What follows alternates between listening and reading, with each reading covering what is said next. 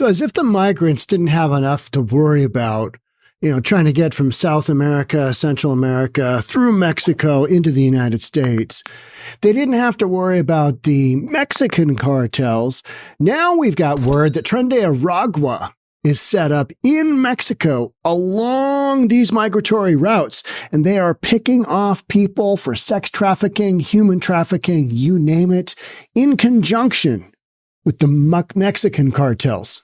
Yeah, that's what we're doing. Let's get into it. Here we go. So I reported not long ago where there was about 4,000 illegals on their way through Mexico. They were leaving very southern points in Mexico, and they're working their way up to the United States because they are worried that if, President Trump, former President Trump, becomes President Trump again, that their ability to stay in the United States might be limited because he said, hey, we're going to do a big deportation. I don't think he will. I just don't see that as a reality. But he will certainly have an impact on who is let into the country moving forward, because all those ridiculous 94 executive orders, stop building the wall, remain in Mexico policy that was tossed out, all of that ridiculousness that we've experienced the last 3, almost 4 years now. Yeah, we'll start to get some of that reversed if the election goes that way. Mexican authorities have warned that migrant caravans heading for the United States are being extorted by the notorious Venezuelan crime syndicate Tren de Aragua. So this is a prison gang from Venezuela, made its way into the United States, now has enough of a foothold into the United States, even though officials in Aurora, Colorado are saying, no, that's a figment of your imagination. We don't have a takeover here. Before we go any further, I'd love to have you check out our private members only reasonabletv.com. We've got access there for a bunch of stuff that's open to the public and it's free. You can watch all of our content there. We've also got a members only section. Let's check out one of the videos. This is Seattle judge releases accused killer 27 hours after a 65-year-old military veteran was stabbed to death. This is content you won't find on YouTube or anywhere else. It's here because it is the kind of content that is just like, oh, you can't talk about that. But it's what we're doing.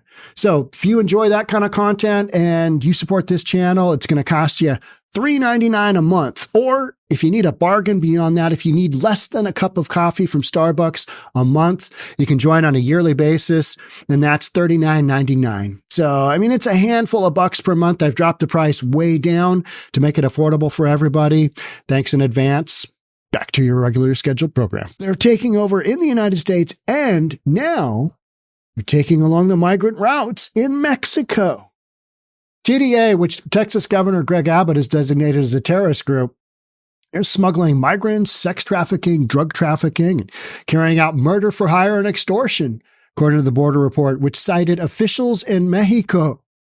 They developed a codependence with organized criminal groups, meaning the Mexican cartel. You've got like 4 big Mexican cartel. You got the Sinaloa, you got the Jalisco New Generation, and you've got a handful of others that are, already there, and they cover, central Mexico, and then the other ones kind of cover more Tijuana and Ciudad de Juarez, right? They developed a codependence with organized criminal groups. Chihuahua Public Safety Secretary Gilberto Loya said, according to the report, Chihuahua is a state in the northern end of Mexico. It has Juarez in it, for example, which is on the border, U.S. and Mexico border. We detected this here when we began to have a large number of migrant kidnappings and extortion from people who came in the caravans and migrants who arrived by themselves to Juarez. Okay, so they're making it all the way to Juarez. That's if they get there. The Mexican government is turning away people in droves. They are literally catching them at their northern border and taking them all the way back down a couple of thousand miles to almost go out back into Guatemala. And they're just trying to tire them out. They're just trying to tire them out. Local groups began utilizing them to carry out the extortion. We also began to see them adapt with the local cartels to carry out kidnapping and sex trafficking. Meanwhile, President Biden and the border czar are like, oh yeah, keep on coming. But then there's a mixed message, right? Do not come. Do not come. You can't figure out whether this administration is coming or going. If it has political impact on their ability to get reelected, then all of a sudden they're about tough border policy. But given the fact of what's happened over the last almost 4 years, we all know what the drill is. They let in millions and millions of people into the country. How's that working out? One group consisting of 2,000 migrants left Tapachula, city on Mexico's southern border with Guatemala, on October 20th and is expected to disperse and seek different routes to reach the U.S. after they arrive in Mexico.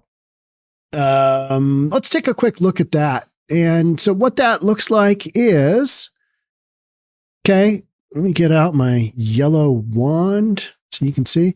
Here's Tapachula. This is literally the border with Guatemala. So then they kind of work their way north up this system here into Mexico City. And then further north from Mexico City up into the state of Chihuahua. And then you've got Ciudad Juárez here, or over into kind of Arizona. Here's Tijuana, far west with San Diego. That's kind of their migratory route. So that is what we're talking about, is that Tren de Aragua is on this route, and they're picking chicks off and they're picking people off and they're extorting people. And this is what you've got going on, because you've got the leftovers. You've got the people that haven't been able to put the money together to make this run into the United States yet. And there's all of this, hey, what's going to happen if Trump wins? Well, things will change drastically.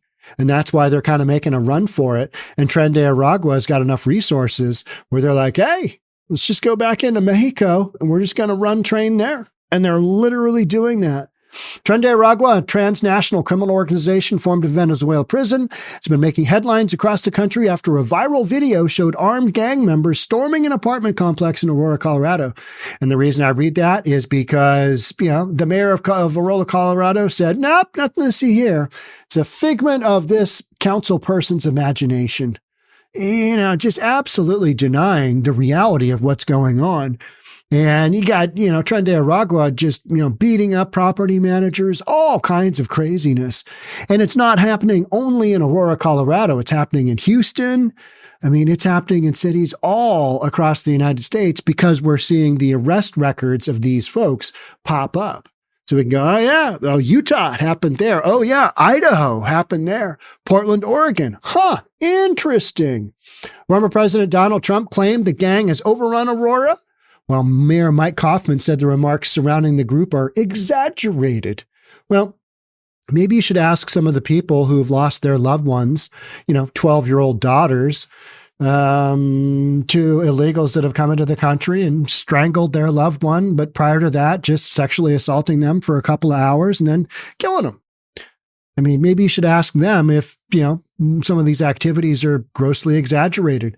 I would have to say that they would contradict your statement and say, no, look what happened to my kid. Yeah, I'm not dismissing the concerns of all, but whatever happened initially happened.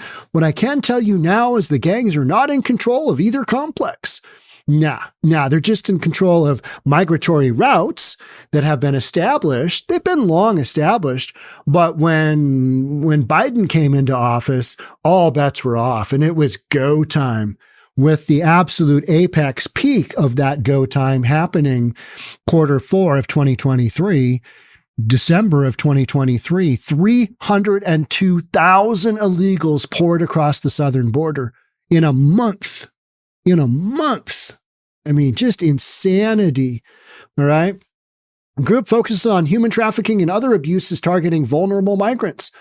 Yeah, smuggling women and girls for sexual exploitation. We know this is going on because we just had Tren de Aragua linked La Barbie arrested for alleged sex trafficking. Here is what La Barbie looks like.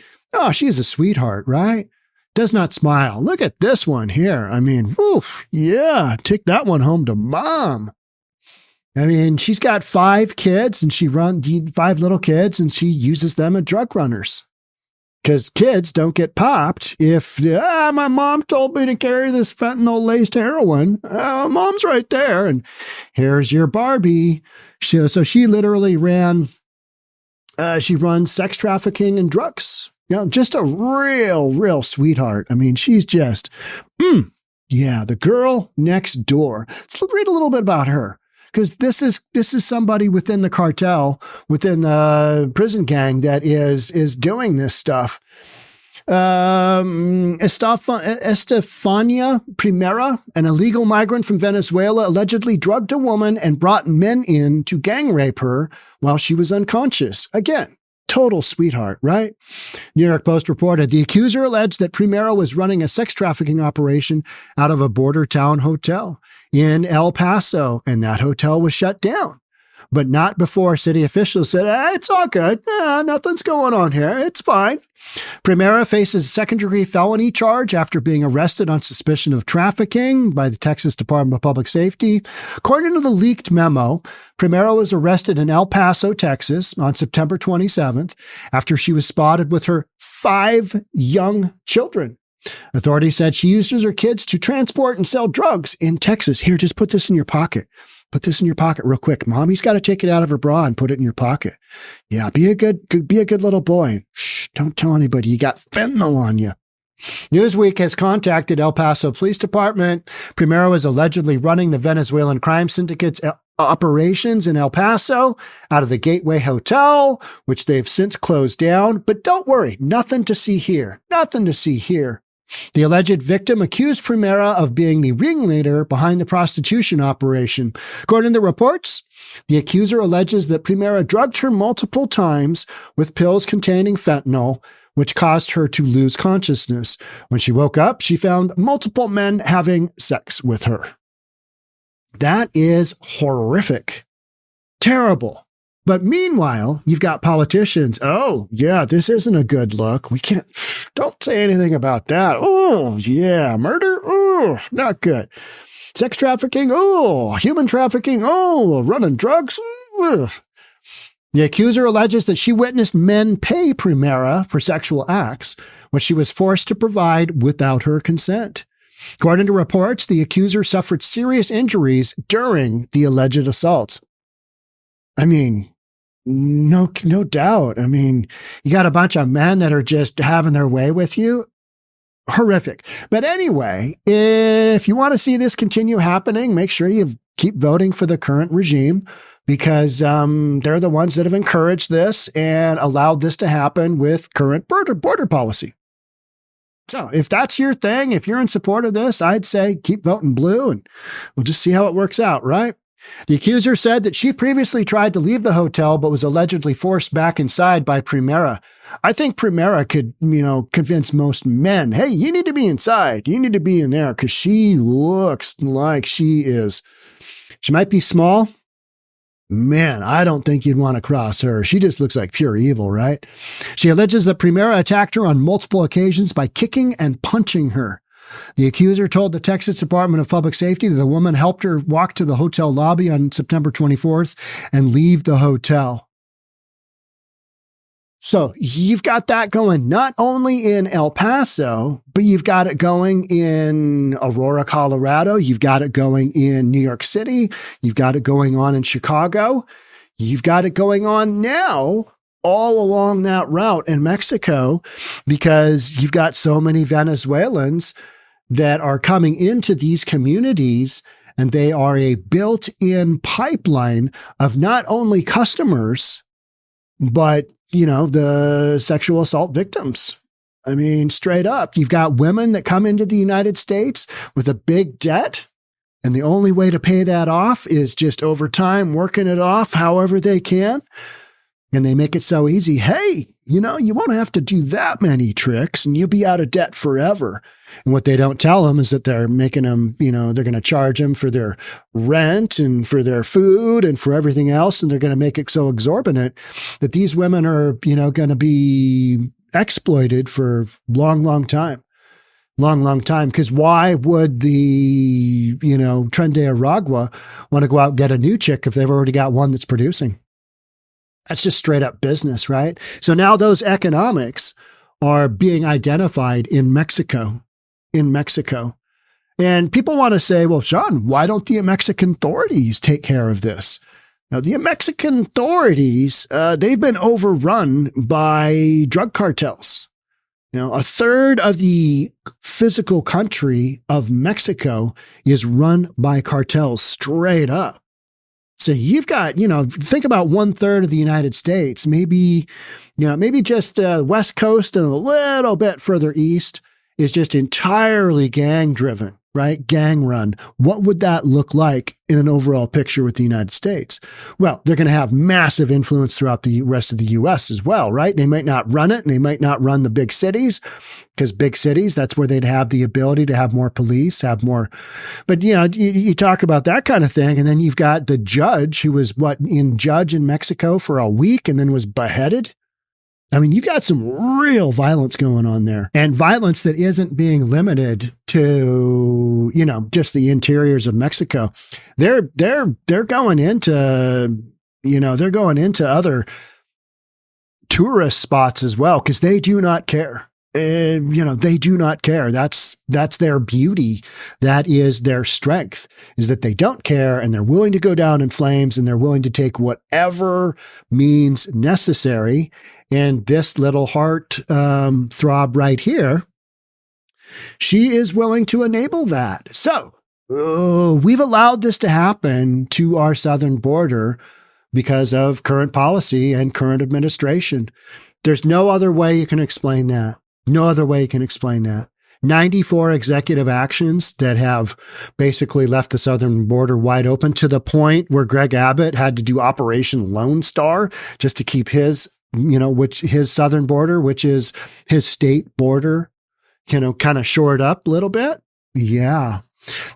Texas has spent $125 million shipping all these illegals to wherever they want to go, whether it's by bus or by plane. And now, New York City, they're flying them back into Texas. Like, would you like a one-way plane trip to Texas? All that virtue signaling went down the toilet when everybody's budgets got busted because of inflation and the way inflation rates are, interest rates are. There's no real estate transactions going on. So the core of your city's tax base has been decimated. Ooh, good Lord. We've got a budget issue here.